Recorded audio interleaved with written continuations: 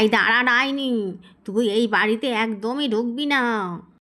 বাবা, আমি এই কালিয়া প্রেতকে বিয়ে করেছি। কি? এই বিয়ে আমি মানি না। এই শুনে রাখ, এই বাড়িতে তোর কোনো জায়গা নেই। তোর এই বর কালুয়াকে নিয়ে বিদেয় হয় এক্ষুনি। বাবা, আমরা কোথায় যাব বাবা? চোখের সামনে থেকে দূর হ। এরপর ডাইনি আর কালিয়া প্রেত সেখান থেকে চলে যায় আর থাকার জন্য নতুন ঘর খুঁজতে শুরু করে। সব হয়েছে তোমার জন্য। যা বাবা, আমি আবার কি করলাম? কিছুই তো করনি, এটাই তো তোমার বড় সমস্যা। তুমি বেকার, তার উপর আবার কালো। সব মিলিয়ে একেবারে রিজেক্টিং মাল। ওগো, ওই দেখো কত বড় কাঁঠাল। কাঁঠাল আমি খাই না, তুমি কি জানো না? গিন্নি চলো না, আমরা দুজন ওই বড় কাঁঠালের মধ্যে ঘর করব। সে কি, সব শেষে এই কাঁঠালের মধ্যে থাকবো? হ্যাঁ গিন্নি, তাড়াতাড়ি চলো। এরপর তারা দুজন সেই কাঁঠালের মধ্যে ঢুকে যায়। বাহ, এতদিনে একটা ভালো বুদ্ধি দিয়েছো তুমি। এর মধ্যে থেকেই আমরা আমাদের সংসার বৃদ্ধি করব। মা, বাবা, তোমরা তাড়াতাড়ি এসো, দেখো আমাদের বড় কাঁঠালটা কি হয়েছে। কি হয়েছে চল দেখি। এ মা, এমন ফেটে গেল কেন? জামাইটার জন্য কাঁঠালটা রেখেছিলাম, আর কি হলো? তুমি সময় করে কাঁঠালটা কেটে দিও। ওরা তো জানেই না এই কাঁঠালের মধ্যে আমরা রয়েছি। গিন্নি, বড্ড খিদে পেয়েছে। আরে দাঁড়াও, রাতটা হতে দাও। গভীর রাত হতেই কালিয়া প্রেত আর ডাইনি মিলে বাড়িতে থাকা সমস্ত গরু আর ছাগল পাঁজা করে তুলে নিয়ে যায়।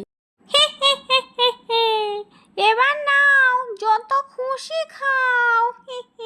বলছিলাম কি গিন্নি, ওই বাচ্চাটাকে তুলে নিয়ে আসলে কেমন হয়? হ্যাঁ, ওকে দিয়ে বাড়ির সমস্ত কাজ করানো যাবে। প্ল্যান অনুযায়ী ডাইনি মিনাদের ঘরে ঢোকে আর মিনাকে সেখান থেকে তুলে নিয়ে আসে।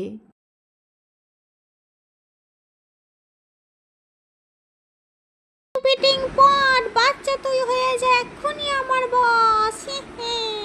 আগের দিন রানীমা। এই যা যা যা, আমার বরের হাত পা টিপে দে।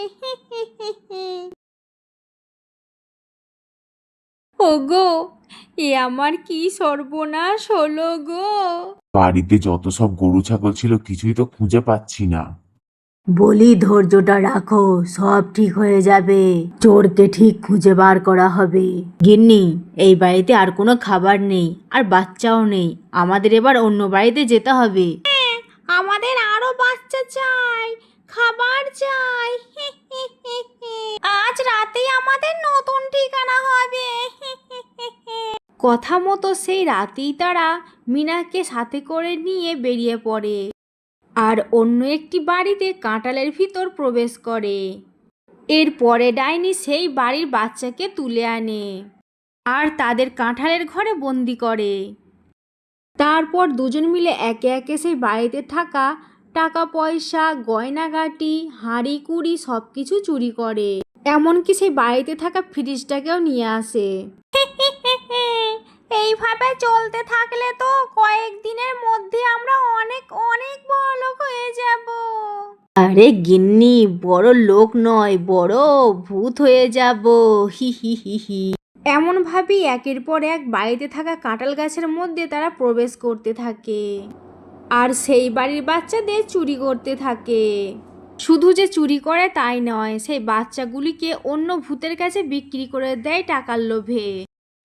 এমনভাবেই বেশ কিছুদিন চলার পর, মোড়ল মশাই, আমার বাচ্চাকে যে খুঁজে পাওয়া যাচ্ছে না, কিছু একটা করুন। এই কদিনের মাথায় অনেক বাচ্চা হারিয়েছে। না না, শুধু বাচ্চা নয়, টাকা পয়সা, গরু ছাগল সবই হারিয়েছে। তবে হ্যাঁ, একটা ব্যাপার সব বাড়িতেই মিল রয়েছে। সেটা কি? কাঁঠাল গাছ। বাচ্চা চুরি হওয়া প্রতিটা বাড়িতেই একটা কাঁঠাল গাছ রয়েছে।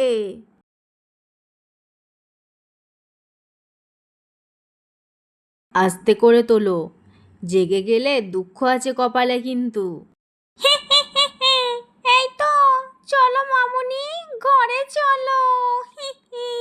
গিন্নি, একটা রাজপ্রাসাদ বানাবো, অনেক টাকা হয়েছে আমাদের, তোমার বাবার মুখে এই টাকাগুলি ছুঁড়ে মারবো। এই খবরদার বলছি, বাবাকে নিয়ে একদম বাজে কথা বলবে না।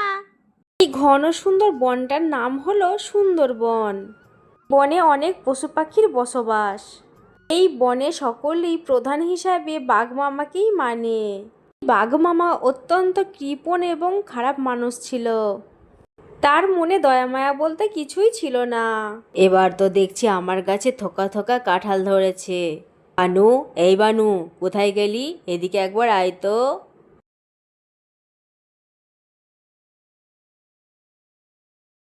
আজ্ঞে বাবু, আমায় ডেকেছেন, বলুন কি করতে হবে।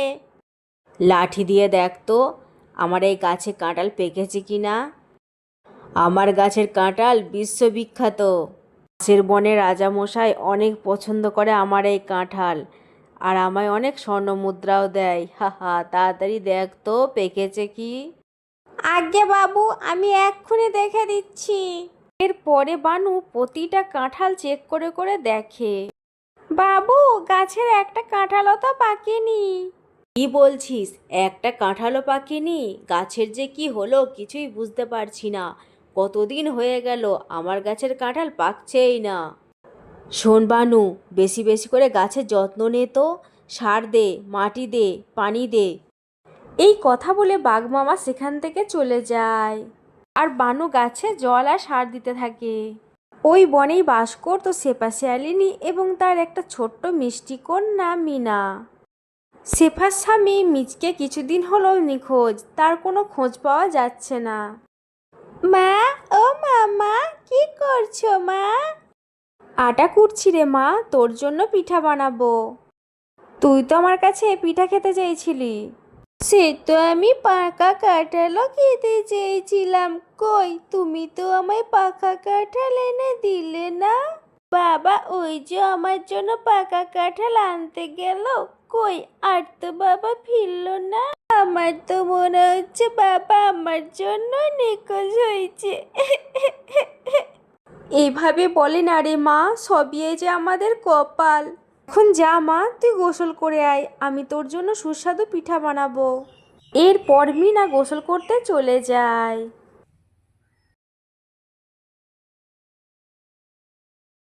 বানু, দেখ তো আজ গাছের কাঁঠাল পেকেছে কি না। না বাবু, আজও একটা কাঁঠালও পাকেনি। মনে হচ্ছে আমার কাঁঠাল গাছে বনের পশুদের নজর লেগে গেছে, তাই আমার গাছের কাঁঠাল পাকছে না। আমার গাছের পাকা কাঁঠালের কদর তুই তো জানিস। আচ্ছা সত্যি কথা বল তো, তুই কি আমার গাছে ঠিক করে যত্ন নিচ্ছিস না? আগে বাবু, আমি তো ঠিকঠাক করেই গাছের যত্ন নিচ্ছি, সার জল সবই তো দিচ্ছি। কেন যে কাঁঠাল পাকছে না আমি তো কিছুই বুঝতে পারছি না। মানু যখন কথা বলছিল ঠিক তখনই শেফা শিয়ালিনী সেখানে চলে আসে। প্রধান মশাই, আমার মেয়ে অনেক দিন ধরেই পাকা কাঁঠাল খেতে চাইছে, কিন্তু আমি ওকে তো কিনে দিতে পারছি না। আপনার কাছে তো অনেক কাঁঠাল, আমায় একটা দিন না। আরে একে তো আমার গাছের কাঁঠাল পাকছে না, তার উপর আবার তুই নজর দিচ্ছিস, আমার কাছ থেকে কাঁঠাল চাইছিস। বানু, এইসব ফকিন্নিদের কেন ঢুকতে দিস? এক্ষুনি পিটিয়ে এখান থেকে বিদায় কর। আর বানু শেফাকে অনেক মারে, তাই শেফা মার খেয়ে অসহায় হয়ে সেখান থেকে চলে যায়।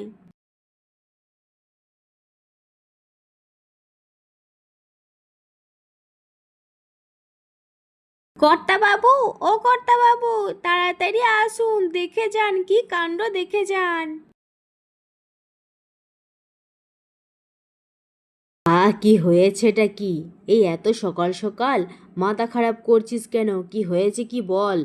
আগে বাবু, আপনার গাছের দিকে একবার তাকিয়ে দেখুন, লাল কাঁঠালটা দেখুন একবার, একবারে পেকে গেছে, আর কত বড় একটু দেখুন।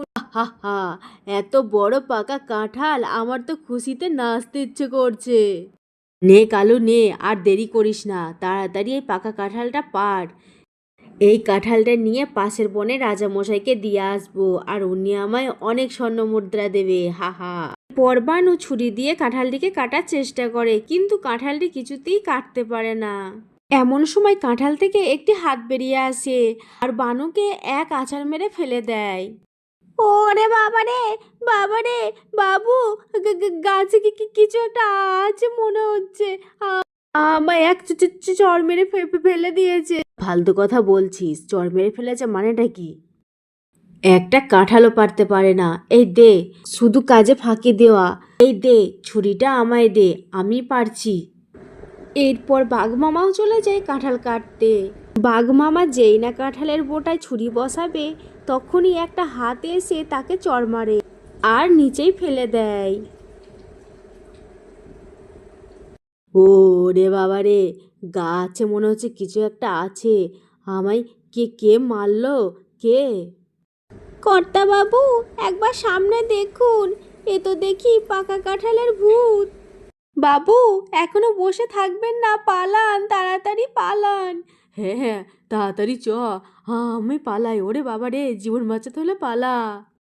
এরপর বাঘমামা আর বানু পালাতে থাকে, আর তাদের পিছু পিছু কাঁঠাল ভূতও যেতে থাকে। এখন কোথায় পালাচ্ছিস? তোরা কোথাও পালাতে পারবি না। তোকে শাস্তি না দিলে আমার মুক্তি নেই, বদমাইশ বাঘ।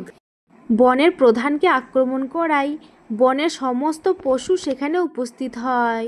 মরল হয়েছিস কোথায় তুই? সব পাখিদের উপকার করবি, তা নাই সব পশুদের উপর অত্যাচার করে বেড়াচ্ছিস। এমনকি আজ আমি পরিবার থেকে আলাদা শুধুমাত্র তোর জন্য। তোকে শাস্তি না দিলে আমার মুক্তি নেই, বদমাইশ বাঘ। এ কি, আমার তো কণ্ঠটা চেনা চেনা লাগছে। এ তো মনে হচ্ছে মিচকের গলা। কে তুমি? শেফা, আমি তোমার মিচকে। আমাকে এই ভণ্ড প্রধান মেরে ফেলেছে, তাই তো আমার এই আত্মা কাঁঠালের মধ্যে ঢুকেছে। কি, তোমার সাথে এই বাঘ এত বড় অন্যায় করেছে? ওগো, তুমি একে ছেড়ো না, একে মেরে ফেলো। মিচকে, আমায় ছেড়ে দে, আমার ভুল হয়ে গেছে, আমি আর কোনোদিন এমন করব না। কাঁঠালের ভিতরে থাকা মিচকে ভূত প্রধানকে ছাড়ে না, তাকে তার জাদুর সাহায্যে মেরে ফেলে। তো বন্ধুরা, আজকের এই গল্পটি তোমাদের কাছে কেমন লাগলো অবশ্যই কমেন্ট করে জানিয়ে দেবে। আর এই ধরনের নতুন নতুন গল্প দেখতে আমার চ্যানেলটিকে সাবস্ক্রাইব করে দেবে। আর হ্যাঁ, শেয়ার করতে যেন ভুলে যেও না।